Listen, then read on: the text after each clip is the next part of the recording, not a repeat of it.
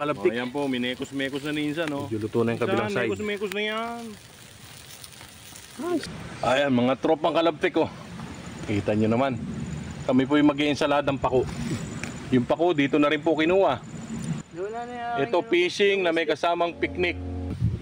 May inihaw po kaming karne. Malinis kami mo. Tawag yung hugas ako. Kita nyo naman po, katalo na yan, dito lang sa plastic. Kamatis. Huwag nyo rin tutularin at aray, ano lang. Pawang mga eksperto lang. Sabi siya, bondi rin yun eh. Buyas. Yan, dalawa. Manamis-namis yan.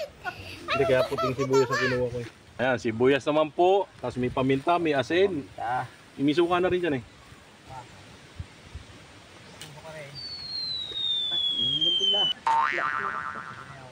Tagbak. Ito bidahon ng tagbak. Ari mo po kontra sa ahas. Yan. Pwede pangontra yan po sa ahas. Pagka ano po, yung puno niyan, yun po ang ginagawa namin tungkod. Pagka maahas yung lugar. Yung tagbak, merong amoy na ano, ayaw ng ahas ano. Mabaho. Nababahuan sila. Ayan, effective po talaga yun. Talagang minana pa po namin sa matatanda yan. Hindi, ayos, survive. Bawal po rito Marte. Ayan, minekos-mekos na po namin yan ha. Oh. Yeah. Ay, lutong. Crispy talaga oh. Mga tropang kalaptik oh. Kain na po kayo. Makakain ng damo. Garap. Matis. Manghang pala yun ba? Ang yung suka niya. Ba? Maminta pa. Sarap ano? Sarap.